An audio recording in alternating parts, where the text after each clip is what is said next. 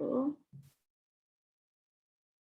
be recording the session. Also, in case you would not like your responses to be included, please just inform us in the chat box. You can message any of the individuals with PW Tech support indicated there.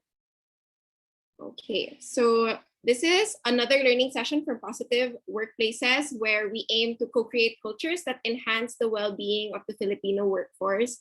Seeing a lot of familiar names with us, and we do this by creating or motivating people to contribute to the positivity ripple. So starting with leading ourselves, leading others, and eventually leading cultures and actually creating positive workplaces.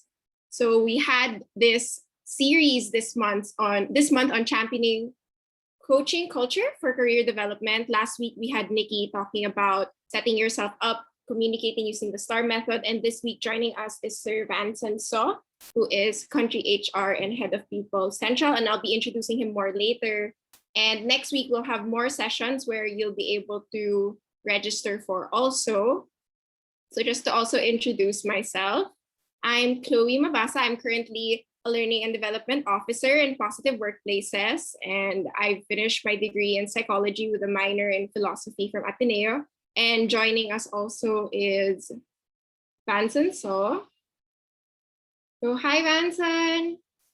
Hello, hello. Hello, everybody. Hi. Okay, so Vanson actually is a dynamic HR professional who fell in love with the human side of business with an eye for professional and the passion, but for potential and the passion to see people reach their peak performance. He seeks unique challenges within organizations and leads them to create an amazing environment for people to do best in their work lives. So Vanson, maybe you'd like to share some words just to start the session today.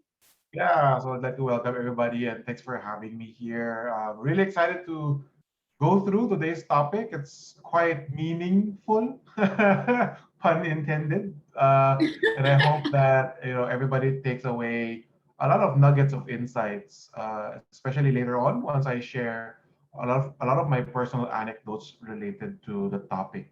So yeah, I'm happy to see some Canva users in the call as well. So hello, everybody.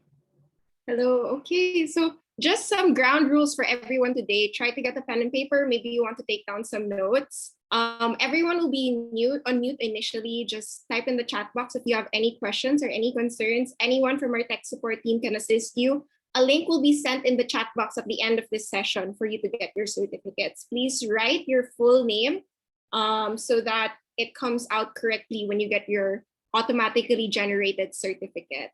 Aside from that, I just want to remind everyone that we aim to make this a very psychologically safe space.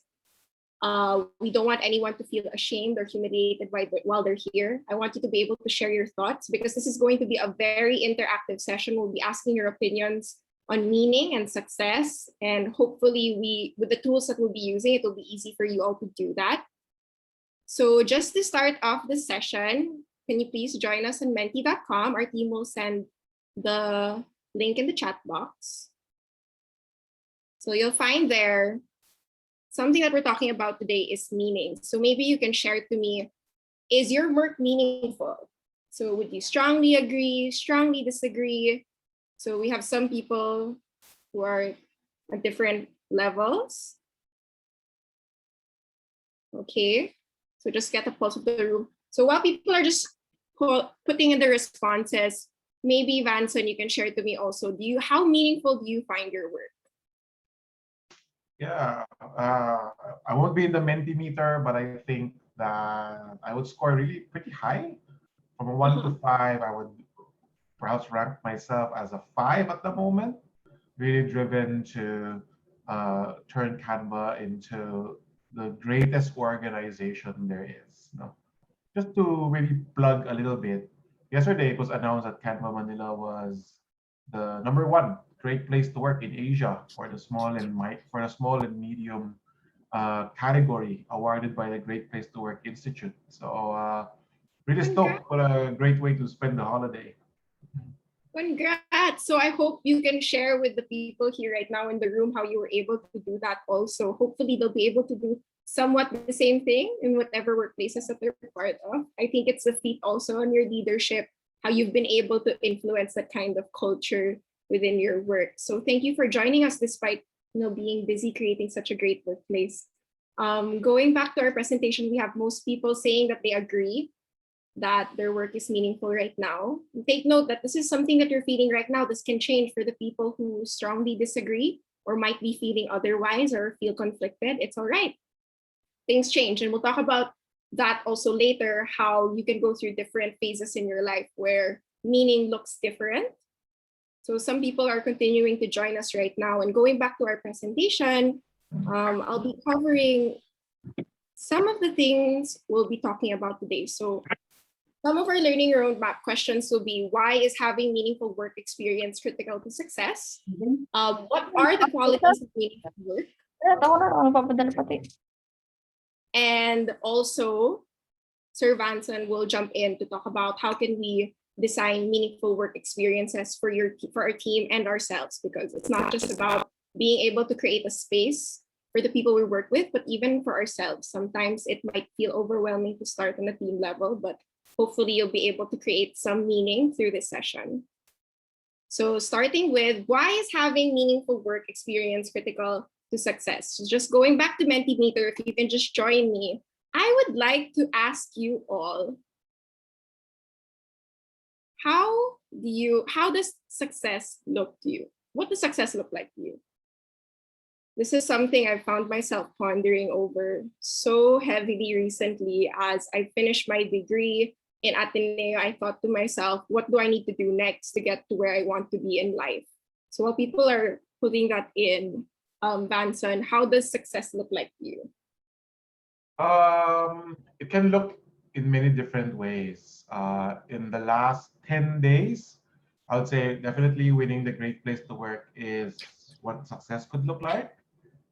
It also can look like a person that I saved from resigning from work. We're able to find a new place or a new job for the person to do that, where today that person is able to thrive and really be productive and be contributive. It's also about allowing people to just take a break, even like while they're working from home, seeing people really take good care of themselves, and being able to balance that, like that work-life balance, and see people come to work more energized. It really comes in many different ways, and even from a personal point of view, like I lost a few pounds. I'm really proud of that, but I can't wait to begin to more pizza over the weekend. So it's things like that you find reasons to be thankful for. Yeah. Yeah, so we actually have some people who shared some similar sentiments here. And I think one strong point here is being able to leave your mark in terms of mentoring others. I think it makes such a big difference where we envision this type of success for ourselves and we're actualizing other people to feel the same way. And I guess all those little things, like all of those things that you mentioned and details that you mentioned, I doubt that that stops at you. That success that really trickles onto everyone that you're working with. So some people talk about contentment. Maybe there's a point here that you find interesting. I'll scroll down the screen. Maybe there's a point here that speaks to you, or here. So I think there's some conflict here also on what boomer parents would define success as and what it is now, I guess, for a new generation of people. And we're going to talk about later how you have the power to define what success is to you and how you can actually pull meaning from different spaces in your life. And that's okay.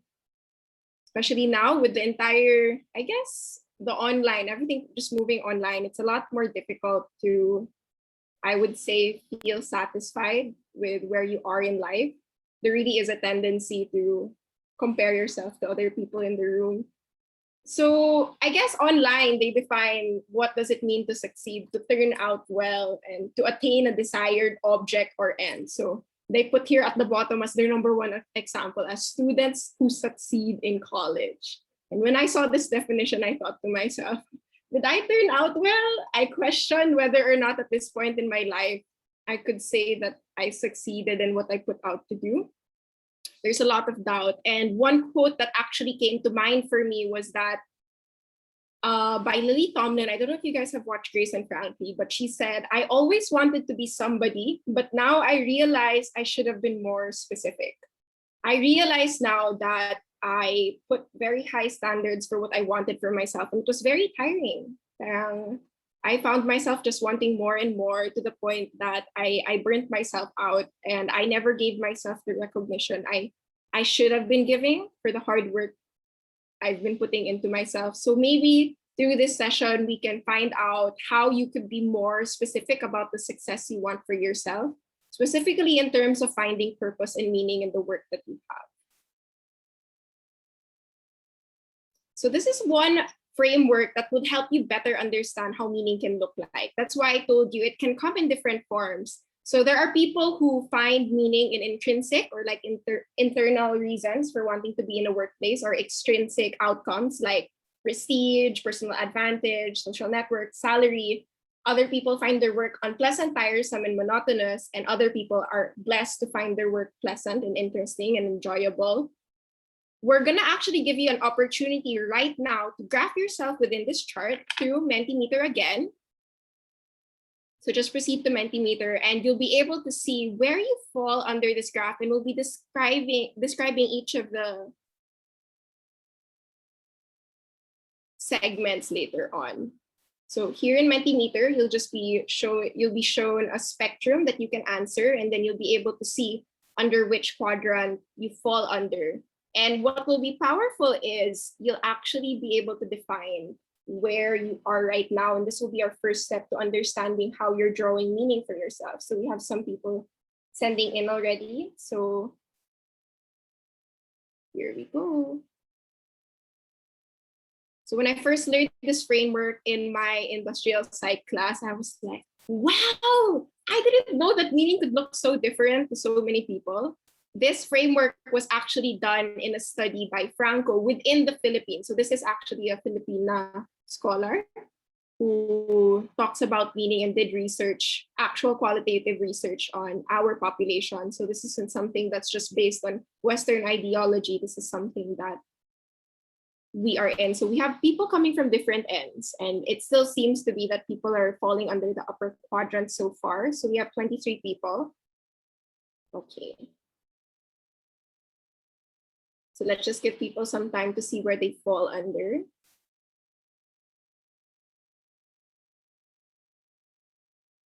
Okay. So we'll also see Sir Vanson later where he falls under in this spectrum. And we'll see how other people are and how those quadrants are defined. So we have 30 people who have answered it. Take note that this will change over time. We're asking where you are right now. So don't worry, we won't know who's actually answering this. We won't be able to forward this to your workplaces where you're actually getting the motivation or how you're feeling about your work. So you're going to be completely safe regardless of what you share here today. Okay. So I guess we have enough responses, and I'd like to say that people are on the right side more, meaning a lot of people are on these two quadrants, and let's define that right now, what those actually mean. So going back to the presentation here are the five C's of meaning for Filipinos. So we have calling, career, chore, and cause and coast. So a while ago, a lot of people were falling under this side, calling and career. So that means this is actually the side that I personally find most fulfilling, because no one wants to do work that they don't enjoy, I guess. And I know that it is a privileged point of view to say that I'm doing work because I enjoy it, and that it's such a blessing that I'm able to do work right now with positive workplaces that I can say that I enjoy. Sir Vanson, what then for you? Where did you see yourself falling under here?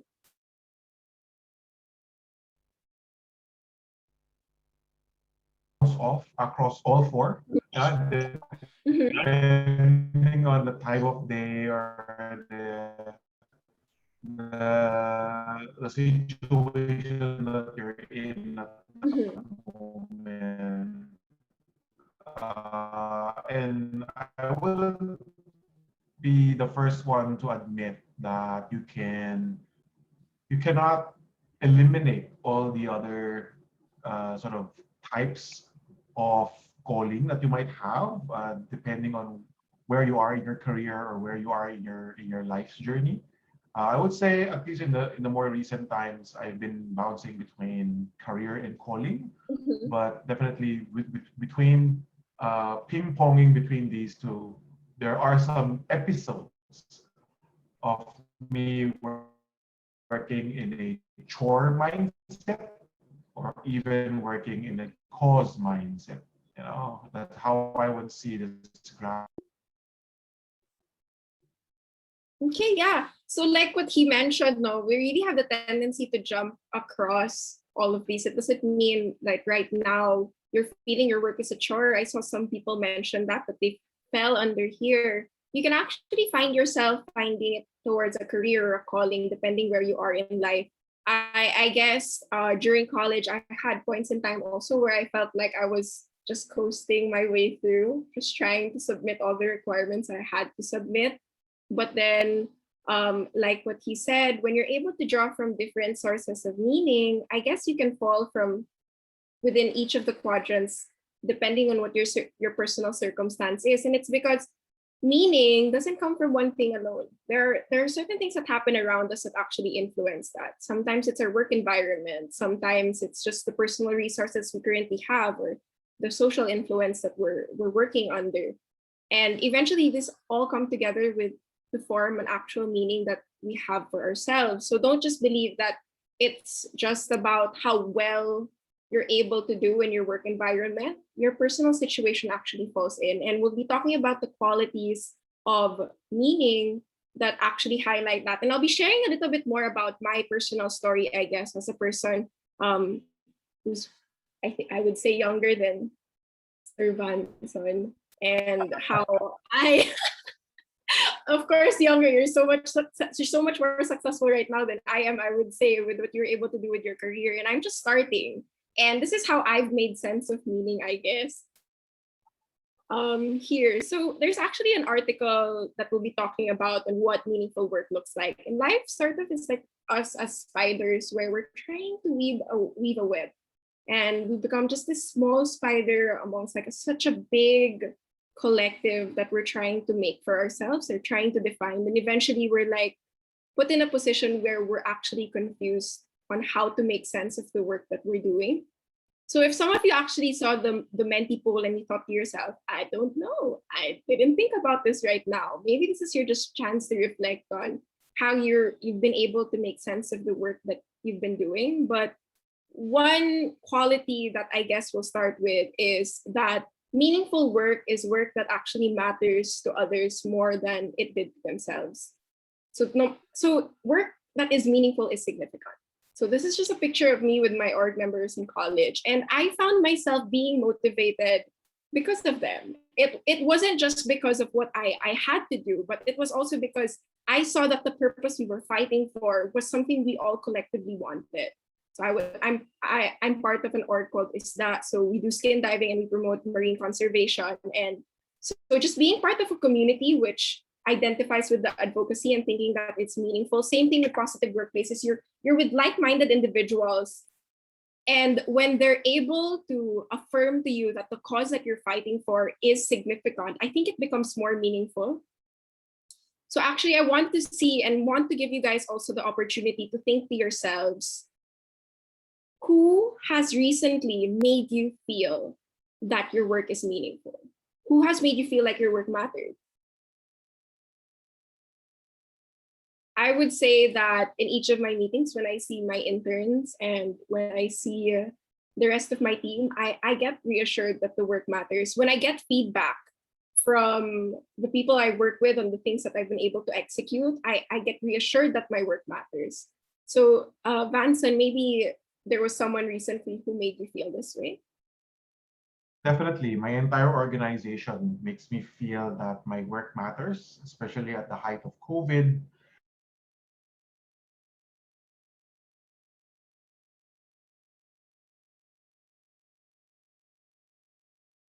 So Vanson, sorry, you kind of cut off right there. So we'll just wait for him to reconnect a little bit. And we can look at the slides instead to see what people are saying. So we have family coming right now up front. So give us a second. So let's just wait for him to connect.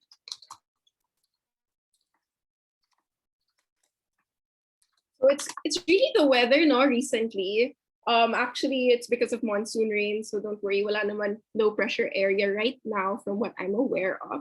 So family is coming across here, mentors, students, family, your boss even, MBA students, my students that you mentored, a struggling trainee.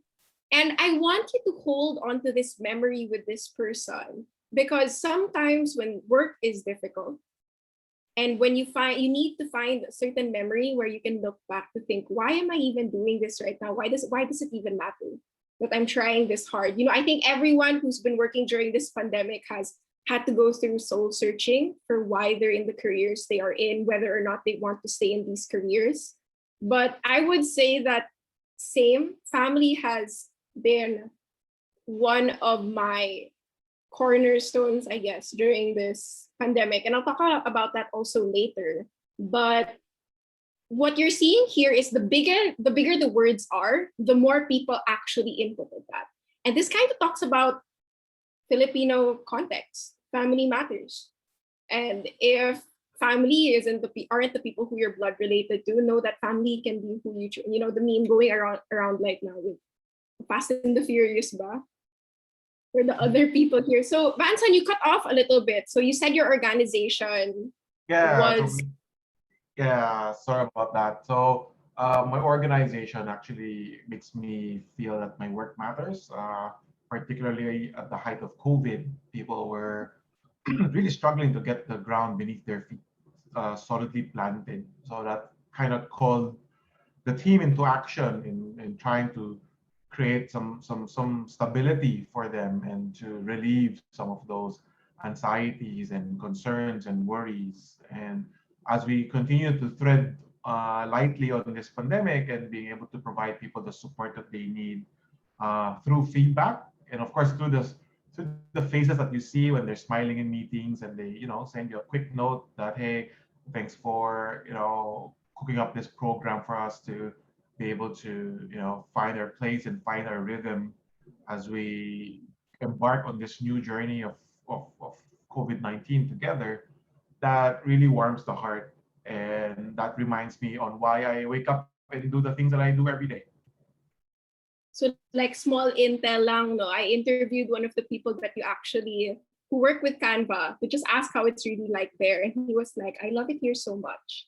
I find so much happiness here than he did in his previous workplaces. And the thing that he said was because they actually care about how we're feeling and how we're developing. So if you need like an extra motivation, I guess right now, even with no one's watching, that's how they speak of Canva. And I guess that talks a lot about the branding that is carrying over to the people that you work with. It's a culture that's building within people. So I hope you continue to do what you do and do that for people also. So I hope everyone, maybe you can spend some time to say thank you to these people, send them a message after this webinar, tell them thank you for reminding me that my work matters. And saying thank you is such a great way to start your week, especially when medyo you're considering what's going on in my career. Maybe saying thank you to these people will give you an extra motivation to keep going and to not give up. So I guess the next quality is that meaningfulness in work arises at peak moments. So this is it's episodic. You will not feel meaning every day. It's not like when I'm answering an email, I would say, oh God, this is such a meaningful email right now. You wouldn't necessarily have that thought. But in each point of your life, you will actually have specific events that you find so meaningful that energize you as a person. And that's where you draw from your definitions of meaning. Some of the situations, I guess, so I have a graph here that you can do by yourselves later on after this webinar, but I graphed different things here. But if you actually look, there were smaller instances within that big graph that reminded me that what I did mattered. And one of them was this other public webinar that I did on self-compassion, which I would admit I cried in this public session because I felt so vulnerable to share this concept to the people that I was talking to. But then I saw more the purpose of allowing people to cope with this pandemic. It gave me purpose to be available to create safe spaces for these people. Another peak moment in my life was when I was diving with a group of friends, and I saw everyone laughing and enjoying, and the happiness there was just so pure, and the view was so beautiful here in the Philippines. And this was in a moment in time that I was thinking, how should I even stay here? Does it even matter that I'm here in the Philippines? But even in these small instances, I found meaning. This was actually one of the moments in my life that I decided I was going to shift to psychology, and I was going to pursue a career in it that enables other people to become their best selves. So it's episodic. Don't feel that because other people every day post on their Instagram, oh, I love my workplace every day. They have that post online and you see it on the Facebook story or Instagram story, that your work is any less meaningful than theirs. It's because you haven't probably pinpointed yet or been aware of those episodes where you felt that meaningfulness. Maybe after this session, you can reflect on that. Is there anybody who, I guess this comes to mind? This is something you relate to. So there won't be a Menti for this question, but then if anything comes to mind and you feel like you want to share, you can type your answers in the chat box. So also here, it's also reflective. I'm on my last batch of interns that I'll be onboarding, and I realize now, looking back, how many lives I've been able to touch in the time that I've been with this organization. And when I look back now of all the people that I've worked with, I realize that in the moment, I'm so overwhelmed, but then moving forward, I find even more meaning. I'm able to make greater sense of it. I think I'm lucky to be in a field, I guess, that promotes reflection. But maybe I can ask you guys to share in the chat box. How often do you actually reflect about your experiences? You can privately message it to me in the chat box, or you can message it to everyone here in the room. How often are you actually able to reflect on your experiences in work?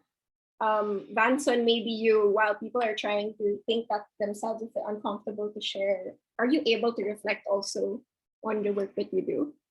Yeah, for sure. I mean, more often than not, I take time to reflect whenever I feel challenged or whenever I'm struggling, primarily because I choose to treat struggles as a phase rather than a norm. So when you're going through that phase, it's good to take a step back and just look at the situation. Why did you land on this situation? Why you, not others? What exactly are you meant to bring forward in this scenario? What are the outcomes? What are the results that you need? What are the problems or the blockers? And just take some time to, like you said, do a retrospect, just to so that you can find your center again. Because because sometimes it's easy to lose that center, to lose that Mm. focus, especially in our fast-moving environment nowadays, and we get lost in the blur. So it's really good to take a deliberate moment to slow down, recenter, refocus before you continue on your way. Yeah, and actually someone privately messaged me something about sometimes I'm too overwhelmed with work to even find the time to reflect. And I think this is something that some people have fallen into the habit of doing, that I just have so much stuff to do. I don't have time to think about how I'm feeling about this right now. I just need to make sure that I do what I have to do. And I even find myself avoiding reflection because I think that that way I'll just get the work done. But if you continue that process, I guess you're leading yourself to burnout. You're leading yourself also to a situation where um, you'll think, ayoko na talaga, and then you just drop it. You're setting yourself up to be overwhelmed as well if you don't take time to rest. And one of the things I've learned here in positive workplaces also is rest is productive. Such a odd concept to me personally, because I thought the more I do, the more worth it I am. But I realize now that when you're in a healthy workplace, they will value that reflection time. They will value the rest that you have to have as a person. And like what Vanson said, it's very, very important for you to actually make that time for yourselves. Because that's one great way of self-care. You know, just starting in the morning, give yourself 5 minutes before you even look at your phone to say thank you for the things that you have, or to hear yourself out and sit with the feelings that you have before you start the day. And this is also because meaningful work is personal. So this is just a photo of me and my mom. So my mom is actually a single mom and I'm an only child. And I think that I am how I am because of the wider context that I grew up in. I grew up in a Chinese community. I grew up in a space where I was surrounded with really powerful women. And because of that, I don't think I've ever stood in front of a man and thought to myself I was any less capable of accomplishing what I had to do. And because of that, I saw that I could create meaning for myself. And I know these personal contexts in my life, like I shared with you a while ago, there are different contexts within a person that make them behave how they are. And when we're facing the coworkers that we have, they have their own lives outside of work. They have a wider experience than what we're actually noticing, more than probably than they would like to share in their workplaces. And I'm reminding you guys that meaningful work is like this because you have to know these personal motivations of these people. That way you can actually help these people draw out that sense of meaning in the workplace. Segregating your work and your personal life is important, but note that you will never be able to remove who you are personally from the work that you do. It's part of who you are. And that kind of leads to the next point, which is just another older photo of me and my mom. It's very complex to make sense of the work that you do. It's in challenging conditions that you can find greater sense of meaning. I would say it's not easy to be a single parent. Neither is it easy to be an only child, a mother who is a single mom, because you end up becoming equally supportive of each other. You end up having to take the role of each other's partner in whatever you have to do. And in the difficult work that I've allowed myself to take over, whatever personal experiences I've experienced within the wider range of life challenges, it's actually been what has enabled me to take on challenging work-specific situations and not be overwhelmed. I've found a greater sense of grounding through that. And I would like to say that, yeah, it's because my mom was a single mom. And yes, it's because I live in the certain setting that I did and I had the challenges that I did. I have no regrets. I have no shame for my life because I don't think I would be as driven as I am had I not gone through that. So maybe right now it might be so overwhelming to like go through that web and figure it out, and it's all right. Just try to look for those meaningful circumstances that give you higher purpose. And I guess right now I'm in a point in my life where I'm really pushing myself to focus on career, to build myself, to build financial independence, to be able to support my mom, to be able to support myself. But then hopefully in the future, I'll find myself in calling. Maybe I'll find myself in that space and I'll be able to grow in that and help other people reach that point of their life. So just some overview. Meaningful work is significant, episodic, it's reflective, and it's personal and very complex. And I'll be passing on the presentation right now actually to Vanson. So I'll just stop the screen share. So I'll be passing that on now. He'll be sharing the screen. Yep, let me share my screen. Cool. So hopefully you can see it. Of course, the presentation has been made in Canva. So I guess, first of all, I'd like to thank everybody to spend the afternoon with us, with me.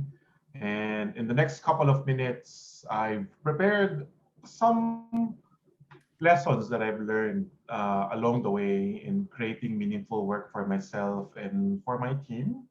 A lot of these learnings come from different sources, from my personal experiences to even to my late grandfather, from my parents, even from a previous boss that I had, and including the books that I've recently read. No? Um, so My name is Vanson. I've been creating 10 meaningful years and counting so far. So I've been in the workforce for just 10 years. And I spent 7 years in college for many reasons. So I took 2 degrees because at that point I didn't know what I really wanted. So I tried to dabble on things that tickled my interest. And then I ended up working in the human resources space as my first job. I never left that industry since. No? Currently, I work with Canva. I'm the country HR and the People Central lead or the shared services lead as well, which is two larger than life roles, larger than any other roles I've had before I've joined Canva. So in this session, I will share with you some personal anecdotes and experiences, as well as some decisions I've made over the last decade that help me put meaning back whenever I lose it and keep holding on to meaning as I, thread on into my next decade. No? So some key points that I'd like you guys to take away before this session closes are the following. Like you guys to have a better appreciation and respect for the hardship that comes with work, finding the joy in the routine, which is like counterintuitive in that same sentence. Have a deeper appreciation for the value of not knowing, or basically not knowing everything, and also the value of seeking a mentor as part of your journey in finding that meaning. Embracing mistakes as part of the journey, and of course, after all that, how do you actually find meaning for yourself and for your team? Let's begin first with respecting the hardship. So in this photo, how many of you find yourself exactly in this pose? Maybe not in the same background, but in the same pose where you look at your screen or your work, where you just have difficulty going through the day. No? So if you're like me, the initial reaction is to push hardship away. And whenever we find ourselves in this situation, what we don't notice is that we get easily distracted, we run away or detach from work. Like, for example, right now when we're working from home, it's so very tempting to just turn on the TV and watch for a couple of minutes before you go back to work. You know? Instead of questioning why things are difficult, we end up questioning ourselves. Why can't I do this? This is so simple. I've done this in the past. Or why is my junior colleague able to do it much faster? So we question ourselves. And by doing so, we put the energy on the blame. However, when you embrace hardship, some inflection points happen in how you treat hardship. Instead of being distracted, if you embrace hardship, that it's part of finding joy and meaning in the things that you do, you focus on it more. You know, and you look at these very enthusiastic, let's say, pianists that struggle memorizing or playing a piece, but because they know it's a step towards playing in a concert or being part of an orchestra, they would really spend deliberate hours practicing and practicing up until their fingers fall off. So we also figure things out and persevere, find different ways to do things, and try to work ourselves around the hardship. We question the work or the process instead of us. Like, why is this job difficult for me and not for them? Why is this job given to me? Why was this job entrusted? You know, why does this process behave this way? Is there any other way to do it or to achieve the same desired result? And the energy is displaced from blaming the situation to just getting better as a person, whether it is in your professional or in your personal life. I went through this exact situation, and here I go into this personal anecdote. When I started my career as a sourcing associate, it's a fancy name to describe someone who calls candidates and checks if they're interested for a job. Right? So I started in that kind of role when I first dabbled into the human resource industry. So when I was here, um, That was my job. I was given a list of people that I need to call, and I was given access to Job Street and try to find, people that would like to try some of the careers that my agency was offering. And definitely, just a couple of weeks into my first job, I felt I was out of my. I felt like I was a fish out of water. Now, this wasn't taught in school. I wasn't told that I have to be on the phone 7.5 hours of that 8 hour day, and have quotas to meet and all that. So I began questioning myself. Is this for me? Did I take the right job? And over time, I realized that I needed to shift my attention. And this is where my grandfather came in. My granddaddy, my late granddaddy, told me, you have to find meaning in the job that you do, not for the immediate now, but maybe for a distant future. Like, why are you doing what you do today? Is it something that you need to embark on so that you can get to a ideal destination that might come in the next 5 to 10 years? Why did you start here? And I was going through that conversation with my granddad, and I realized that sometimes you have to go through stuff for you to get to where you want to be. And there's just no shortcut. You know? You can't fold the map and just put the origin and the destination together. There's a journey that you have to go through. There's a mountain that you need to climb, and respecting that there is this hurdle that you need to go over resets your mindset to what really matters. And going through that conversation, my grandfather gave me an acronym that I'd like to share with all of you. The acronym is PUSO, or heart. People say, bigay mo yung puso mo, o laban. Or if you're a basketball player, that's a gilas thing, puso. My grandfather has told me that, sometimes what makes things hard is because it's hard to swallow your pride.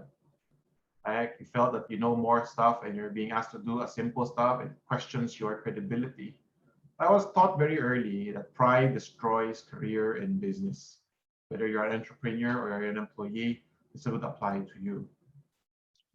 I was also told and reminded that urgency of business cannot be delayed. Like, there are things that happen in work that need your attention. Despite not liking what you need to do, it has to be done because it's part of the job. And I think your job in that situation is to find the reasons why it is urgent or why it is important. I was also told traditionally that superior orders must be followed. Basically, follow your boss. And my favorite, ordinary thinking should be made extraordinary. My granddad told me that for you to set yourself apart, you have to make things extraordinary. He gave me this analogy that what separates the average to the good is maybe 50 points. But the separation between the good from the great could be just 2 or 3 points. That the person actually did more than what is expected. And having 50 points under your belt is not easy. But to set you apart and really highlight on potential greatness, you take that few more steps. So when I learned this lesson, maybe 15 to 17 years ago, when I was still uh, quite young, and then in the workplace, I revisit this again. I added some words of my own. No, so pride does not just destroy career in business, but it also destroys relationships, which I think is one of the things that make the journey to find meaning better because you are with people in that journey. Urgency of business cannot be delayed, but can be questioned. Especially if you think that other things need more priorities or more attention of your time, then feel free to question that so that you understand why you do what you do. Superior orders must still be followed, except if it leads to mistakes. No, I find this bullet now becoming my favorite, apart from the fourth one, which is ordinary thinking should be made extraordinary every day. I especially love the third one because in my job, and maybe you can relate in your respective jobs, sometimes you don't necessarily agree with the situation that you're at. You still go with the flow because that's the norm. But when you try to voice out some of the things that you don't necessarily agree to, it creates a dimension that is quite unique where you find opportunities, no? Opportunities to define new meaning for yourself and for the job that you do. Most importantly, when you encounter challenges and hardships, finding the reasons why it's hard and why it's important to achieve this hard target or a hard goal may be the secret to get you your motivation back. Yeah. So it's not necessarily, I don't mean to say that if you don't do all of this, you don't have the heart for the job.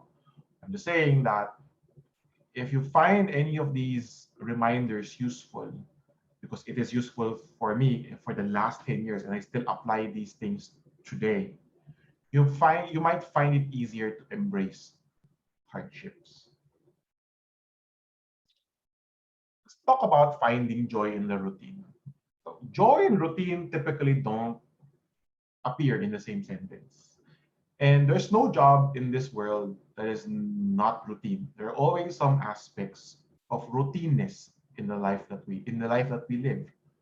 Um, and let me show you the progression of routine. So, in my own ways, routine is looks something like this. No? Step one, hey, this is new. No, we find the feeling of novelty and newness, and this motivates us to do something that we've never tried. And it becomes, I'm getting a hang of this. Accomplishments, achievements fuels us to keep doing the same thing through recognition and through rewards. But eventually, you'll find yourself in a position where you can do this one thing with your eyes closed.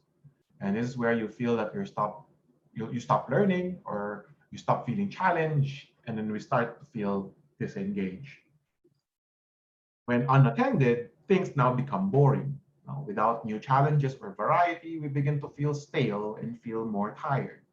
Um, and then you end up quitting. Whether you quit your job or you quit the project or you move to a different team or whatever, that is the potential end result when things follow this natural progression.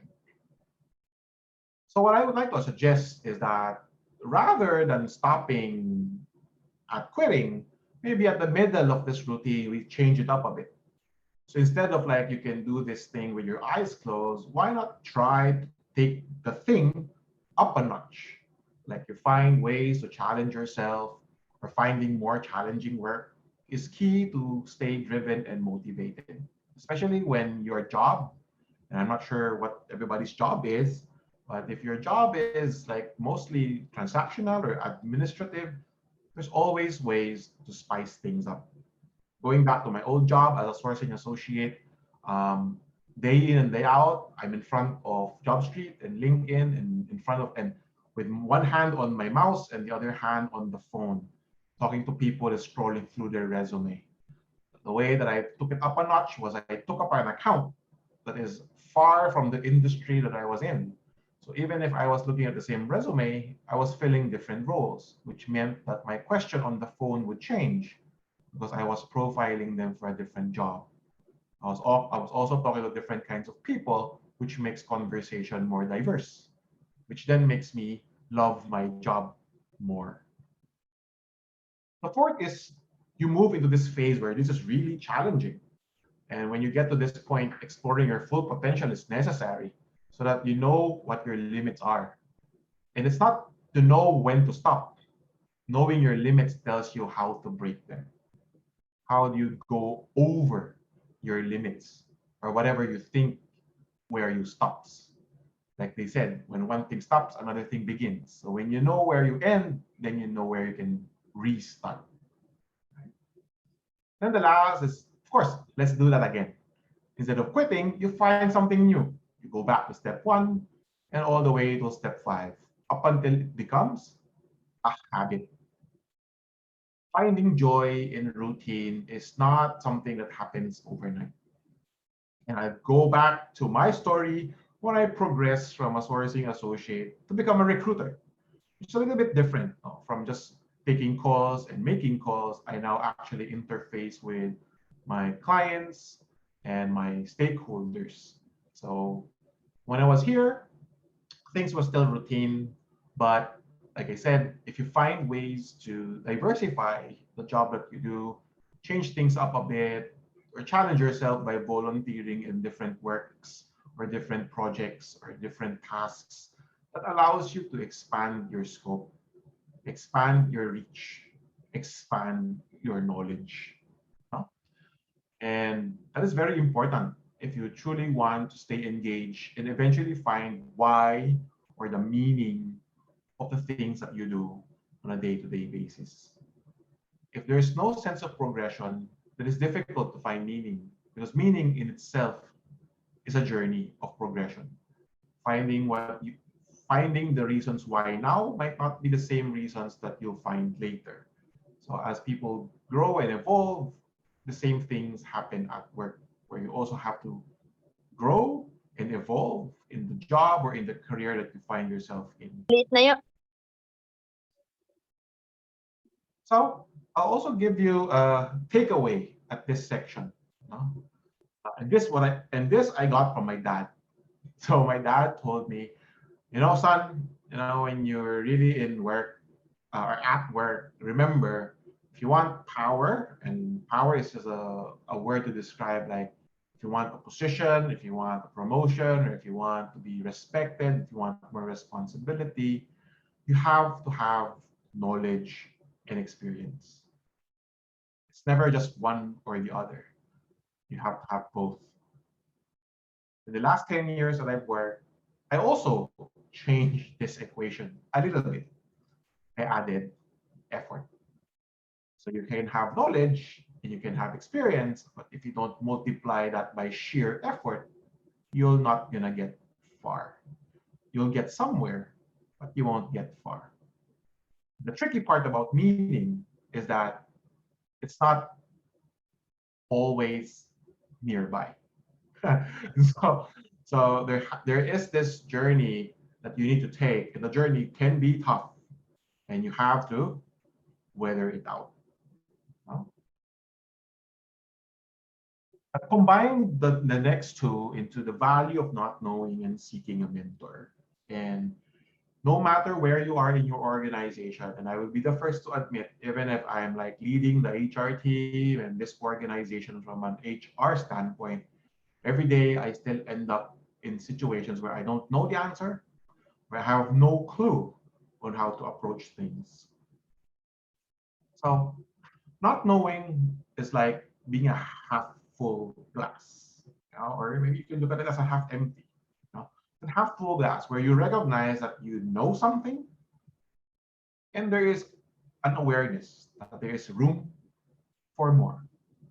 Not knowing is not being empty. When you not know something, it means that you know what you don't know. And by knowing what you don't know, it means that you know something, which in illustration, you're like this glass of water. You know something, whether it's the education that you have straight from college, or it could be an education you got from high school. It could be side hustles or part-time work that you've done, the experience that you got there. It could be advice or guidance from your mentors, colleagues, and peers. Whatever you have accumulated over the years, that's what you have. But it does not mean that that's all you have. There's that space.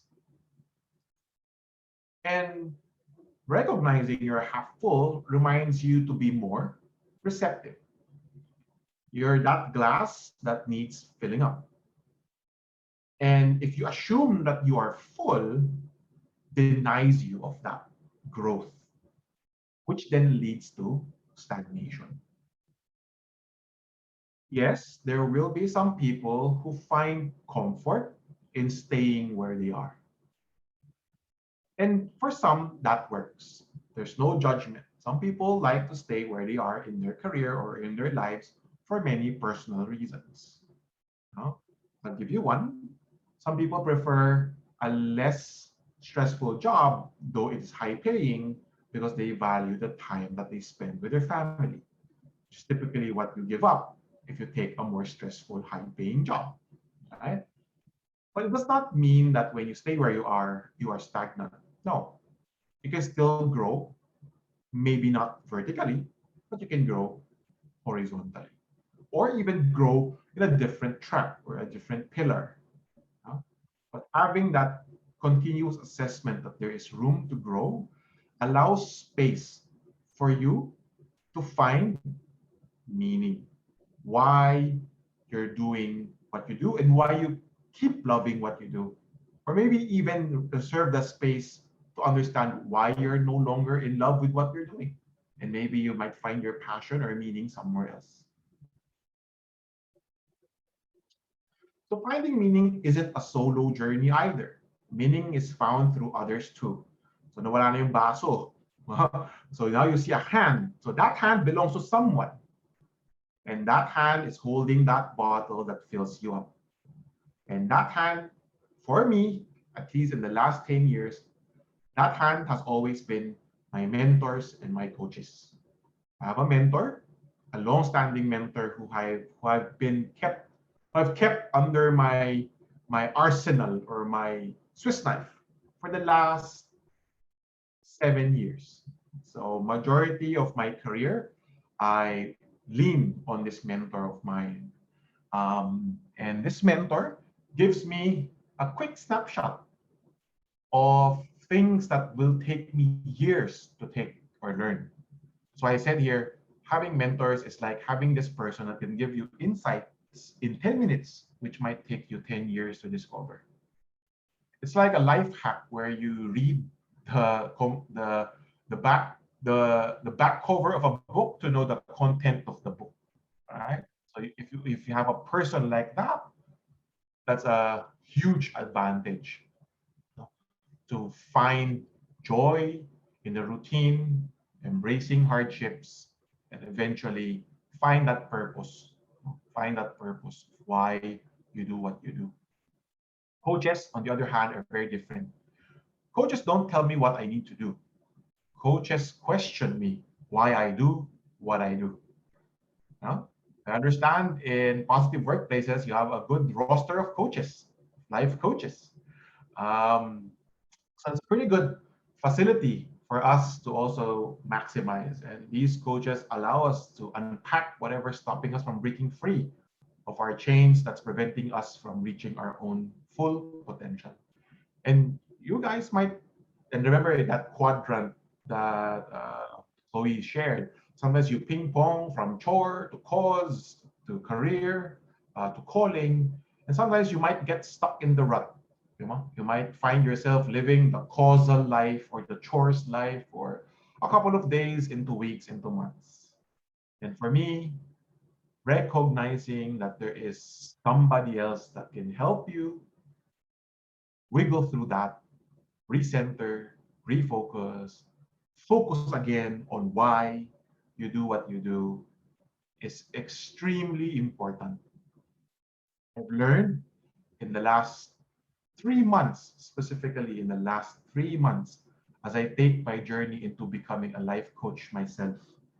Um, I learned that sometimes there are things that your brain is allergic to processing, and that is problems. Human beings are naturally averse to problems, especially when the problems is inconvenient, chronic, personal. So having someone to alleviate some of that baggage and allow you to together unpack and unravel all of these confusions and anxieties and all these baggages will allow you to journey on lighter. more clear-headed. And that actually leads me to another story. When I resigned, even when things were perfectly fine. Yeah. This was already when I was with Nokia at that time. So from a recruitment agency, I eventually found myself through, of course, through hard work and perseverance. The client of mine when I was a recruiter in the recruitment agency actually hired me, and that's Nokia. So at that time, I would say, at the peak of my performance. And then I realized I wasn't growing anymore. I wasn't being challenged anymore. And even like things are doing okay. I love the people that I work with. My job, my boss was great. The company was stable. I could say that I was able to gain experience from working in a multinational company. I felt something was missing. I find myself sometimes dragging my feet to work, even if like sometimes I feel like I really like my job or I really love what I'm doing, but there's just something missing. So after a lot of reflection, right? So just going back to the slide shared a while ago, while doing some reflection, I learned that I didn't know everything. I still work with people that knew more than me. I started to reflect the occasions where I would ask questions. I would send emails to colleagues here and abroad asking for information, which made me realize, why am I leaving? There's more to this for me, and there's more in it for me if I stayed rather than if I left. So I retracted my resignation. But that's not the end of the story. When I retracted my resignation, given that I was in good standing, I felt my boss would be very happy of my decision and would thank me for staying. Uh, I will admit I felt very cocky at that time. Ay, baka sasalamatan ako ng boss ko. I stayed. Eh. But my boss told me, this asked me this question, which I will never forget for the life of me. My boss asked me, why should we take you back? And that led me to draft this very long email about why why it was wrong for me to leave. What am I going to miss out if I did? And I felt that if I left at this point, I'm going to miss a huge chunk of whatever career I would eventually end up with at that time. That was 2015 at that time, 2015. But to cut the long story short, when eventually they decided to let me stay, I made sure that I gave everything back to the company. I find all the ways that I can do to deliver as much as I could. I did not question myself. I questioned more of the why. I questioned my boss. I questioned the processes, just to make sure that I truly appreciate this world that I'm moving in. I took advantage of uh, all the senior, tenured people around me, used them as my buddies, my mentors, my gurus, my guidance counselor, you name it, I had one. And in the culmination of my stay in Nokia after 6 years and 7 months, um, I left for an opportunity here at Canva that I would have never expected, and maybe I would have never received if I left in 2015. Because I'll probably miss out on all the learnings that would have prepared me for the role that I have today. So I'll leave you this quote, at least for this section, from St. Jerome. Good, better, best. Never let it rest till your good is better and your better is best. In this journey from good to better and from better to best. You will find nuggets of wisdom through people and through situations that you interact with. In these nuggets, when you crack them open, you will find puzzle pieces that would eventually, as you collect more and more, will create this picture.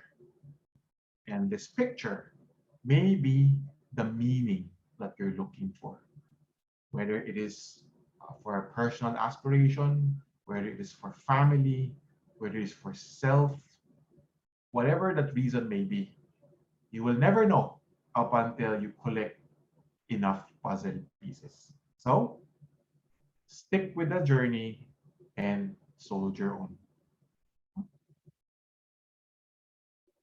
Of course, in any journey, you might find yourself facing a lot of mistakes. And mistakes isn't all that bad. Actually, mistakes is one of the best teachers rather than success because you would remember your mistakes more than your achievements. So, the power of mistakes come from three things. It teaches you the how because you improve when you fail, and you become better because you learn from the mistake. The second power of mistake is it teaches you the what. We understand what we don't know so that we are pushed to know what we don't. But the most powerful aspect of mistake is that it teaches you the why. It questions why we continue to do what we do, even if it's difficult, even if we commit mistakes here and there. If you really take some time to reflect, it affirms your convictions and your goals. Or it can also challenge your conviction in your goals that you make a different decision to and take your career or your life in a different path. But that's the power of mistakes.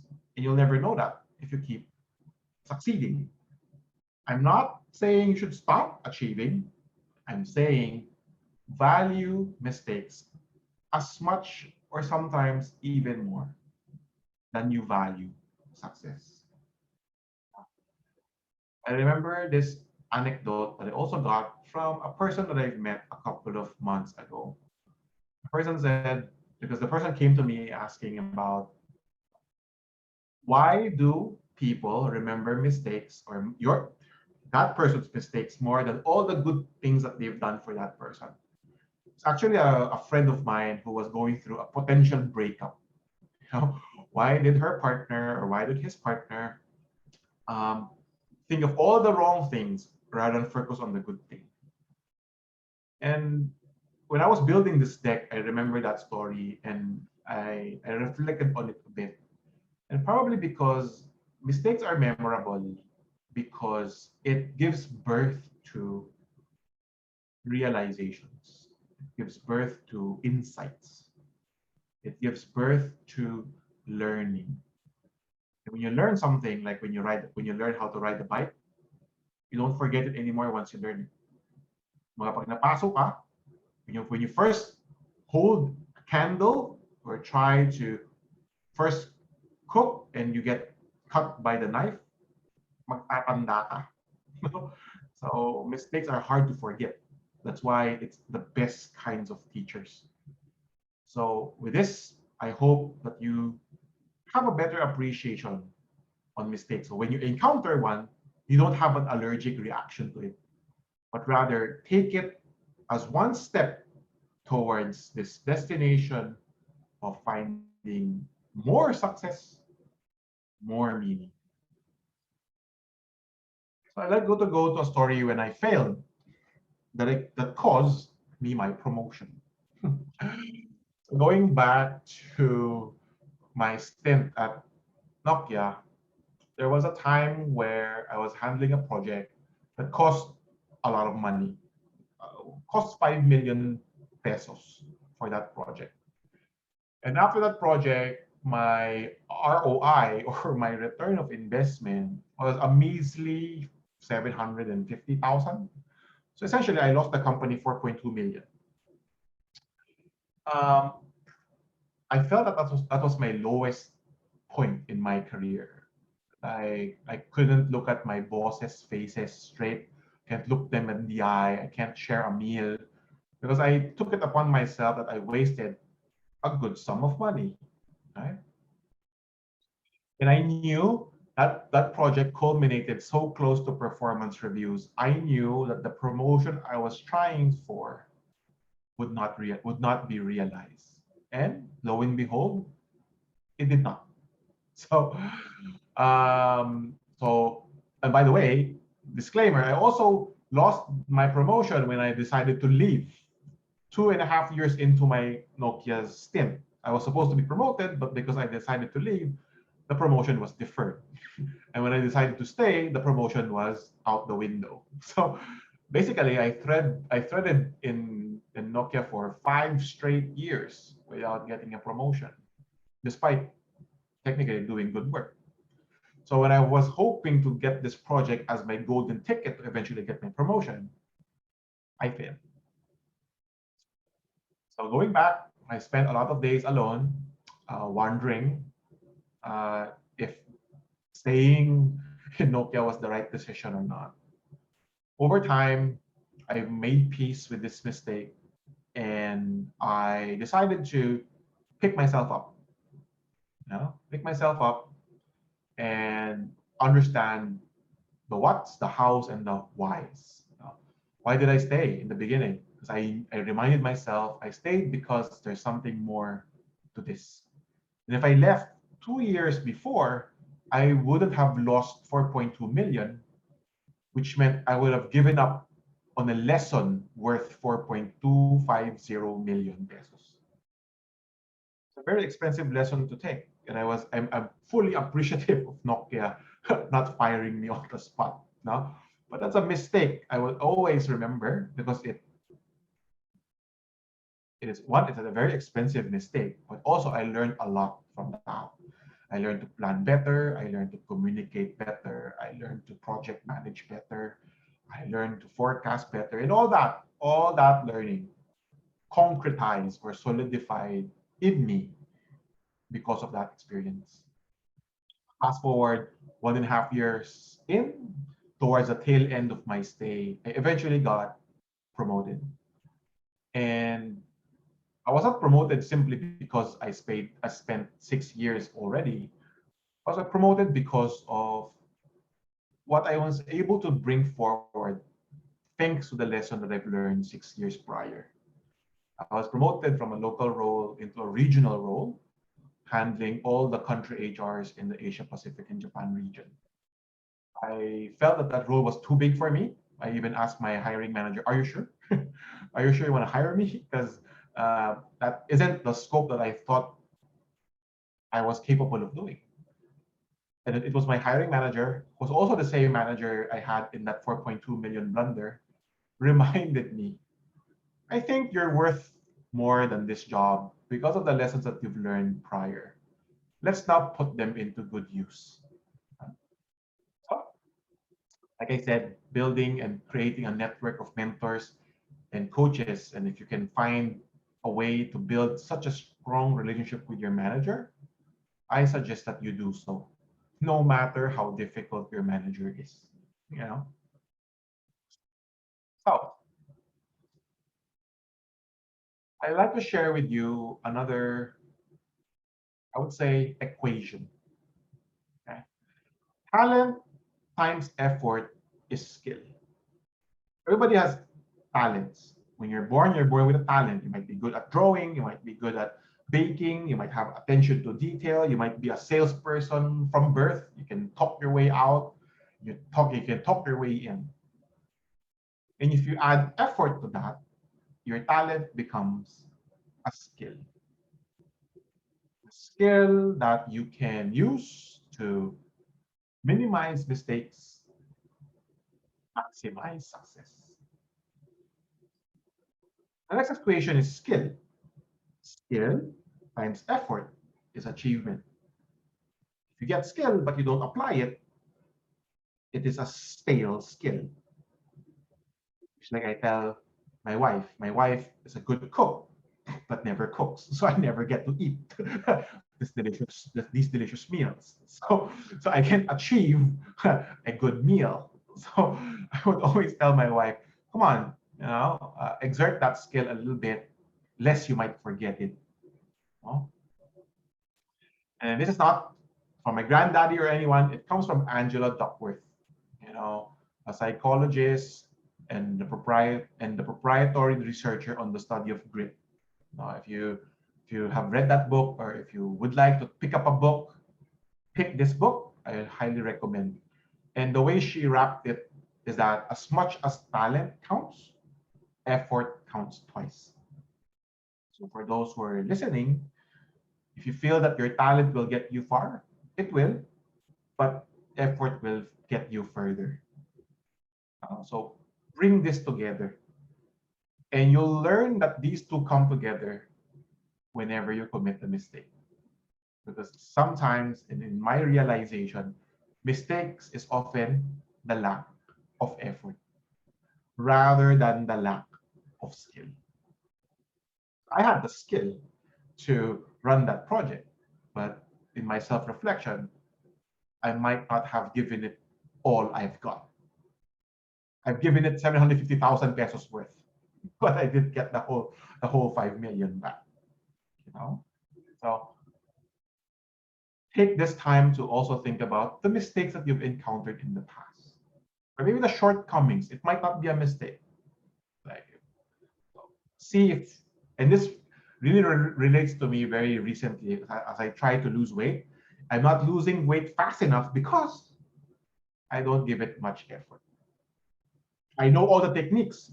I know all the fasting, all the diets, but there's no effort. So let me leave you with this for this segment.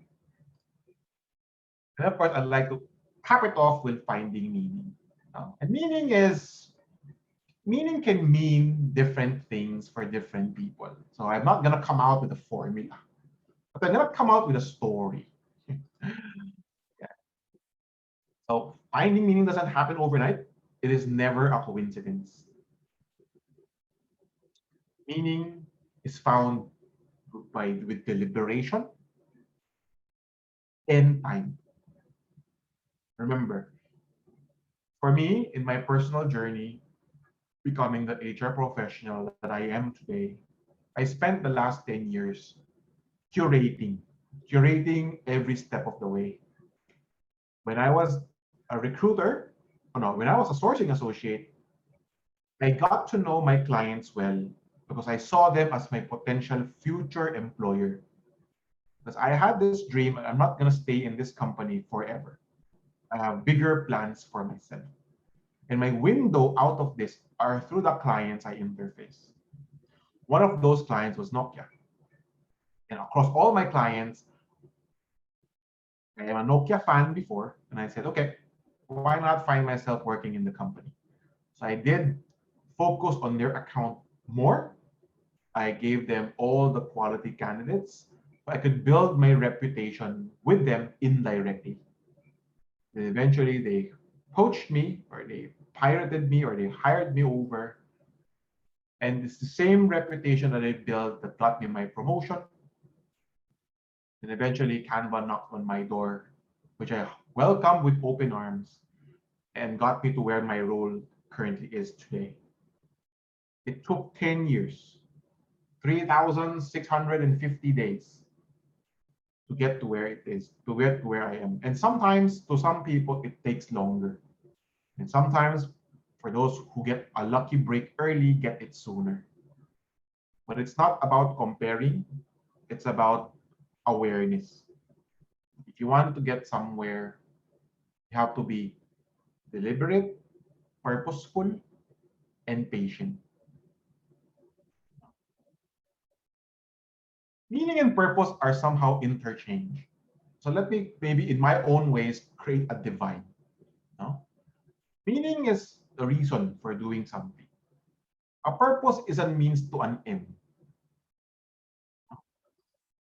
Meaning is a cause. Purpose is closure. Like what do you want to get out of this? Meaning is a ground or a basis of doing something. The purpose is the result. whatever is the outcome of that ground or basis that made you choose to do it ends up with the result, and that's the purpose. The meaning can be a thought, the purpose is a goal. Meaning is also a set of expectation. A purpose is in its own itself a purpose. So when you're going through your career, and I'm gonna speak about career for now, no? When you ask yourself why you do it or why are you in this job, no? You're trying to find meaning, but it's not easy to find it. It's an arbitrary, very complex concept. But try to ask yourself the purpose instead. What is the result that you want to achieve in this role? I want to hire 50 people to meet my quota. Okay. Okay. What else? I'm here to earn the company revenue. I'm here to make sure that my clients are happy and make sure that the jobs are filled. Okay. You keep asking your question. You keep asking yourself the question why. Eventually, my answer to those questions was I wanted to give people better jobs. It's no longer about the client. You transcended because you kept asking yourself the purpose, which then would lead you to find the meaning. I was asking myself, why am I doing this laborious job? And when I was asked that question 1 year after staying in the role, I replied to my family and my friends, I try to put people in jobs where they can provide for their family better. Or I give this person the opportunity, the promotion that he deserves, but not attainable in their current company. It's more of finding a North Star that makes everything that you do make sense. To encapsulate this very, I would say, complex situation, I'll tell you about the story of the NASA janitor, if you're familiar with this story. During a visit to the NASA Space Center in 1962, President John F. Kennedy noticed a janitor carrying a broom. He interrupted the janitor's tour, walked over to the man, and said, Hey, I'm Jack Kennedy. What are you doing? Well, Mr. President, the janitor responded, I'm helping put a man on the moon. Having such a high appreciation and meaning to this man's organization's purpose, that he finds himself part of that bigger piece or finds meaning in his most little contribution to that overall goal, allows this person to find purpose and meaning for keeping the space station clean. It's not just when I go there and clean house or clean the floor or wash the toilet or whatnot. Everything that he does is focused around getting a man or helping a man, helping put a man on the moon. Even if he's not part of the rocket department or the astronaut department or the astronomy department, but he finds meaning in his job that allows him to find this close affinity to a much bigger meaning or much bigger purpose. If you can find that in your own ways, that would give you this compass on how you can live a purposeful life, even within your job. And I also experience this every day. Like in my in my own little ways, how I define the journey of finding meaning is to define a purpose. A purpose helps you answer the why, and the why is what you use to answer meaning. Now, meaning is such a complicated construct. It's difficult to explain. Purpose is more personal. So if you can find your purpose, it might be the secret missing piece to the puzzle to help you find meaning. So, to cap it off, my story when I landed here at Canva, initially my thought was to, my purpose at the time was to be a successful HR professional. My purpose was to make my father proud, uh, to earn a living enough to start a family. That was my goal. That was my result. That was my purpose. But eventually, culminating into my job here at Canva, and the COVID was my inflection point. When COVID happened, like I said at the beginning, people were thrown into this abyss of uncertainty and anxiety. And when I was coming into the office March 13 of 2020, that was the Thursday before the government decided to put us on enhanced community quarantine the week after, which means we're on lockdown. I was scanning through the office, looking at people's faces, and all you can see is fear. They might lose their job, if or they might be asked to force to report to work and get subjected to the virus, or a lot of uncertainty around how will Canva as a company continue to grow, given that the country is stopping, the entire country is freezing for an indefinite future, right? And as the COVID pandemic grew and grew and went out of control, basically, you can, despite not seeing the people's faces, I can still feel them through the questions they ask, or through the inquiries or emails they send revolving around mental health, revolving around their well-being, about their anxiety. I also saw our employee assistance program facility picking up in utilization. It means that a lot of people are calling the hotline. And it dawned on me roughly around May of last year that my job is beyond human resources. My job, or my career, or my calling, if you can call it that, is to give people a place where they could thrive, stay happy and engaged, and do the best work of their lives.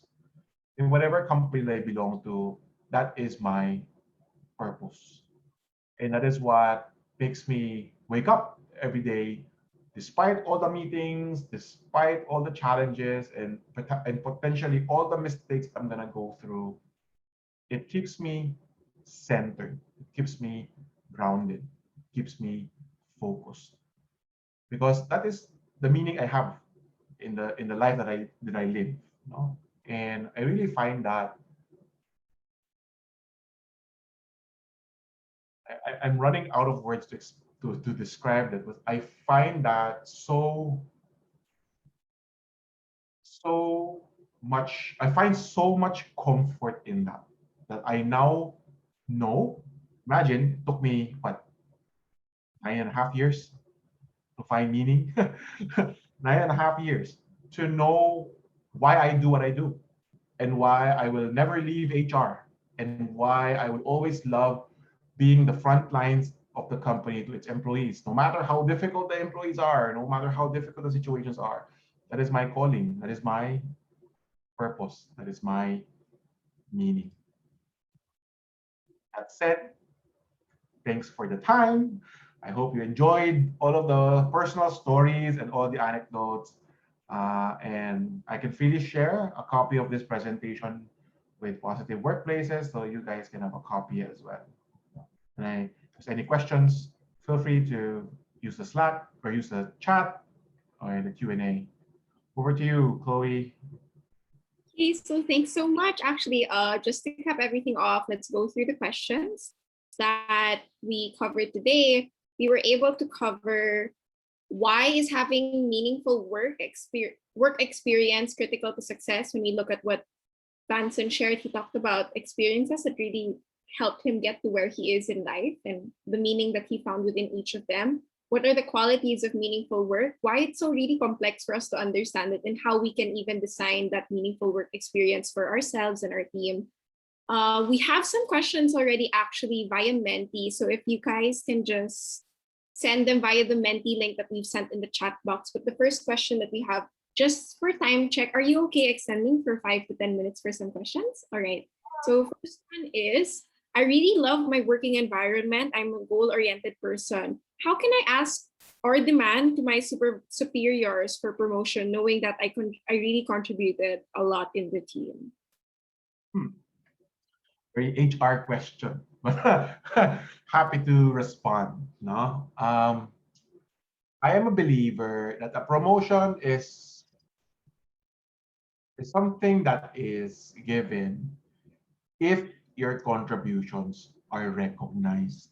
No, so the way that you phrase this sentence or you phrase the question is that knowing that I really contributed a lot to the team. So my question now is, does your manager know your contribution or sees it as a contribution? Because sometimes manager will just see it as part of your BAU. So it might be good to have a very safe conversation with your manager and also voice out not just why you deserve it, but what benefit or what positive difference will that give you and the organization. No? When I first wanted to get a promotion, I had the same question. I did a lot, I deserve it. I didn't get it, to cut the story short. So I rephrased my approach and I asked and I told my manager that, I'm doing this, I'm doing that. The company is benefiting a lot through X and Y results. And I want to achieve even more. And I believe a role with higher responsibilities, higher accountabilities would be beneficial for me for my growth, but also beneficial for the company that I get to do a lot more. Is this something that we can work on? Diba? Parang iba yung phrasing. And if your manager is clever, he knows what you're looking for. But it does not appear that you're asking for it because yun nga, para hindi ka magmukhang selfish. You try to see it as a win-win negotiation between the company and yourself. Hope that helps. I think that answers it very straightforward. Really having that safe conversation with your manager would be the next most important step to do. So just to move on to the next one, which I found actually compelling, do you think it's harder or easier to make your team realize work meaning during a global pandemic? Well, this is a very heavy loaded question. I think with or without the pandemic, realizing work meaning is already quite difficult in its own. I guess because we lose that social element or social component of work because of the pandemic, then definitely that makes it more difficult. So if you're gonna ask me, do you think it is harder or easier? I think it is harder. But at the same time, little efforts to connect with your team is now magnified. Like before, when you book someone for a meeting, hassle, because we meet every day. But right now, if you book a meeting for a one-on-one just to catch up, it lands differently because we don't see each other anymore. And if I see that my manager or my colleague or my coach wants to spend a good amount of time just to talk to me, then that sends a different message that, this person is concerned or this person wants to really help me or be more across what I'm doing or where I'm challenged, so that they can also find a higher sense of affinity towards work and towards you. So actually, I just like to say now, obviously, meaning is difficult regardless of what situation. Finding that sense of meaning is difficult in general. So I think now what Vanson shared on, trying to connect with the people that you have within your team is even 10 times more important now. People crave that social connection, especially in Filipino workplaces, actually. That social aspect is such a big source of motivation and meaning for people. And I think in positive workplaces, we're trying to give you that sense of connection also within our learning sessions. Having sessions like this with people like Vanson who can really share on their advice would really, I don't know if it can help your team find that. After this call, we'll actually be posting the recording of this. If you feel like this will help some people in your team connect to whatever stories were shared, feel free to do that once things are posted. So moving on to the next question is how to change organization culture in a workplace, knowing that most of the people are longtime employees that engrave this kind of system that retract the ideas of millennials. Oh, how I empathize with this question. So we can spend an entire week workshopping on this, no? To be quite honest. But I would say that there is this limit that you have to put. No? I guess it's part of the presentation I shared a while ago, knowing your limits, right?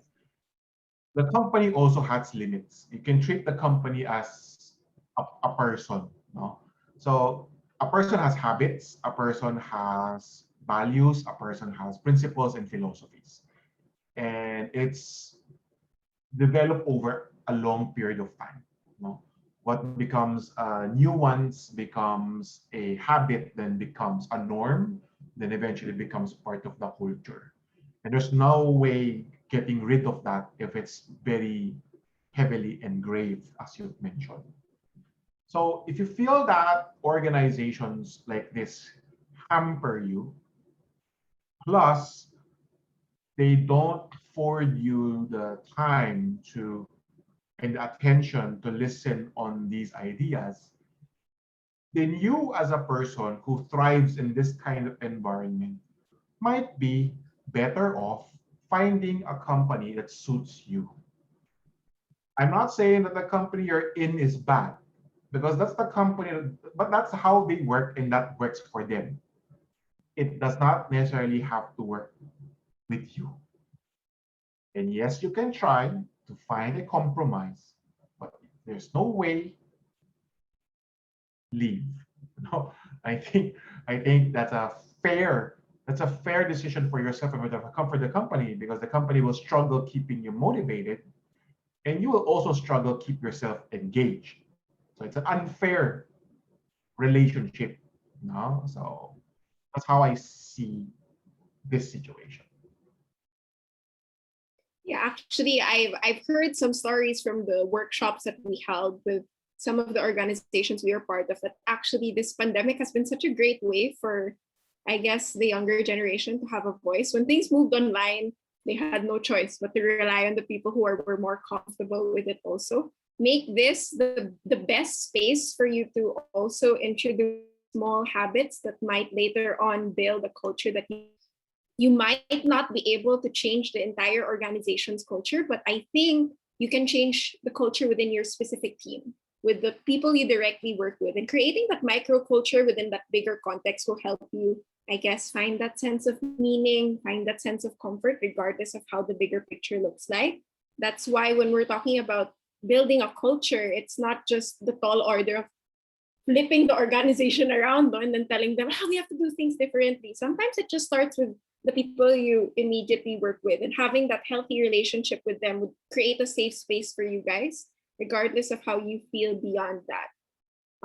That's I guess how I feel from my perspective as someone who is younger and I haven't had a lot of experiences working in spaces. I've been lucky to work in a space where I always feel heard. So one way that I guess that was they created a safe space regardless of how the bigger space was like in the Philippines. A lot of us aren't as lucky to work in an environment such as Canva. Tips: can we do meaningful work? How can we do meaningful work if our environment is Canva great? I'm not. The second Maybe statement. the question is like, if it's not as great as Canva, I don't know. Well, I'll try to answer this question no matter how you interpret the question. So, um, I, for one, believe that every organization has an opportunity to be the best employer it can be. We don't have to compare company to company. No? In some companies, they're able to achieve a great place to work environment without actually being a great place to work certified. No, it it's not the check it's not the validation you need to check. No? You have to make sure that the company's environment works for you and for majority of the employee base. Meaningful work, in my opinion, is not based on the organization. It is based on how you perceive your job. And I'm not gonna preach here without actually practicing, no? So going back to my first job, I worked for John Clements. So John Clements is a locally owned company. It's driven by, I guess it's a family-driven company. With, of course, there's a lot of like stakeholders in it, but majority the company is locally driven. It's also highly mature. Like a lot of the decision makers are senior people. The culture is based on them. And when I joined that company, I was 26 years old, I would say. So not the same wavelength, not the same aspirations, not the same everything. No?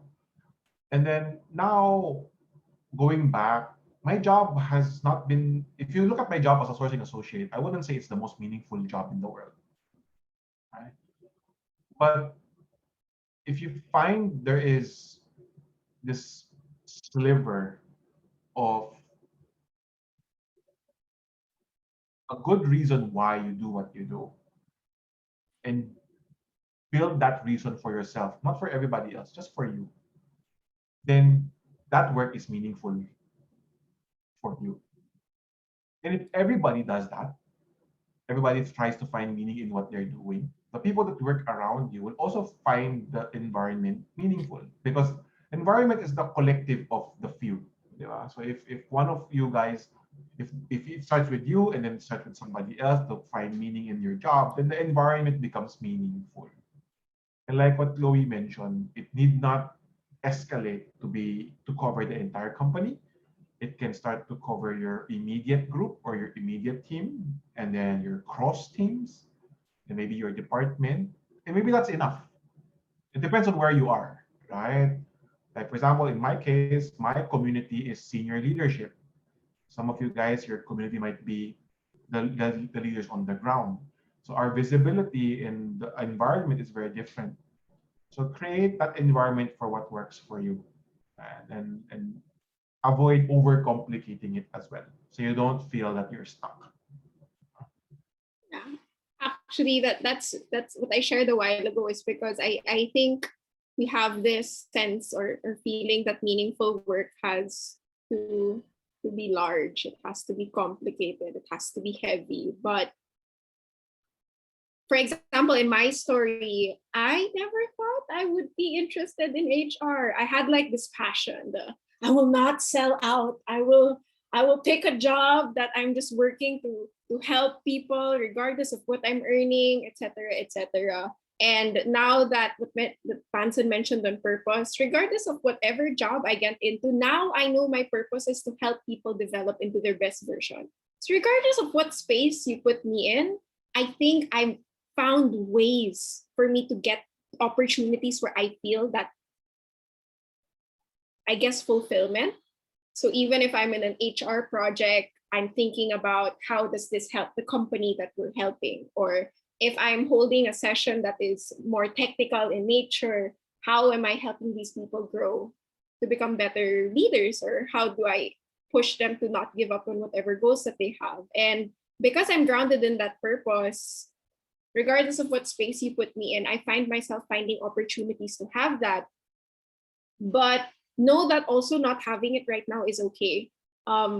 One story that I had, I met with a group of friends and I said, I know what I want to do in life. I know my purpose. It's this. And then I asked them, so what was yours? And they were older than me. They were in their 30s, others were in their late 20s. And I was, I guess, 20. Like I just turned 20 at that time. They said, I don't know. I don't know what I'm doing. I don't know why I'm doing what I'm doing right now. And it's okay. And I realized that it is normal to not have it right now. And it's actually more common to not have it than to have it. So if you have it, take time to show gratitude for that. I realized that it really is a blessing to have that purpose. And if you have that, help other people also get there. Maybe you have an opinion on that, Vanson, also.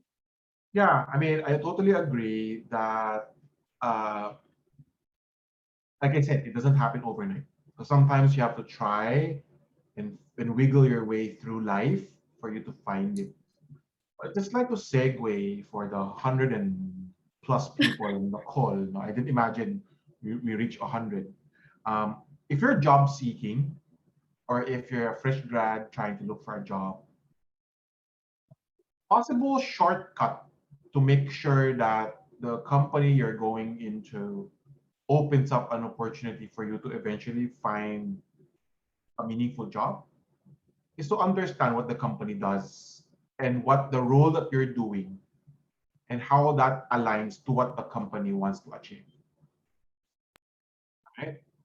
Um, because if your own personal wiring does not align with your company's wiring, it's you create a dissonance right at the get-go.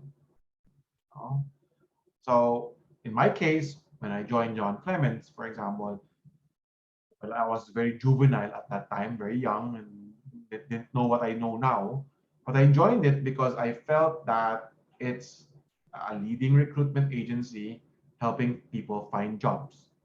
So it's a job that is easy for me to embrace because I'm also doing a good thing. While I'm doing my job, I'm doing a good thing. Same when I moved to Nokia, there is an innovative company. At that point, I was very hungry to discover myself, learn a lot. I said, oh, that environment might suit me more. So I moved to Nokia. Same with Canva. Canva is such a powerful tool that democratizes design, empowering people the world to design. And I want to empower the world too. So I didn't just imagine I'm going to empower the local country immediately when I joined. So that was a blessing in disguise. But I'm just saying, like, if you are, if you and your company have a closer affinity from the start, striking a good, meaningful, thriving environment for yourself will be easier. Okay. So actually, that's the last question that we have right now, and I'll just be closing the session off. So some reminders for everyone. We still have one last session for the month next week on mindful goal setting. I'll be moderating this session with Danica and Jen, who are career coaches also. So how do we hustle through the expectations that we have with, LinkedIn becoming so popular now? Our team will be sending the link to register for that in the chat box. And you can also join us for the podcast that we've recently released that's currently hosted by two of our interns, Trina and Athena. And I'd just like to give a certificate of appreciation to Vanson So for generously providing your time and expertise to join us here. Backstory, I out of nowhere messaged him on LinkedIn asking for advice on my CV, and he so kindly responded, even if he did not know me. And it's these acts of kindness that have trickled on to helping more people right now that we have in the room. So hopefully you guys took something from this session, and our team will also be sending the evaluation in the chat box in a little bit. So they've already sent right now for the e-certificate. So I'll stop screen share right now. Is there any last words that you have, Vanson? Maybe there's something you'd like to share or promote. More like if you need, if you need help on anything, advice on career or anything like that, like how I responded to Chloe. I am pretty much quite active on LinkedIn. So if you want to connect with me, feel free to send an invite or a DM. And I typically respond quickly, even all the way till midnight. So I really love building networks because I think that I learned a lot as I get to know more people. And I'm sure I will learn many things from everybody in this call, in the same way that you may have learned a thing or two today from me. So, yeah, see you guys when I see you. Thank you, everyone. Sorry for the extension. Thanks for your patience, Vanson. We'll be ending the call shortly. We'll be resending the link in the chat box for the evaluation form. So please answer that for the certificates that you would like to get from the session. So thank you, everybody. I hope you had a good session today. Goodbye. Thanks, guys. So I'll just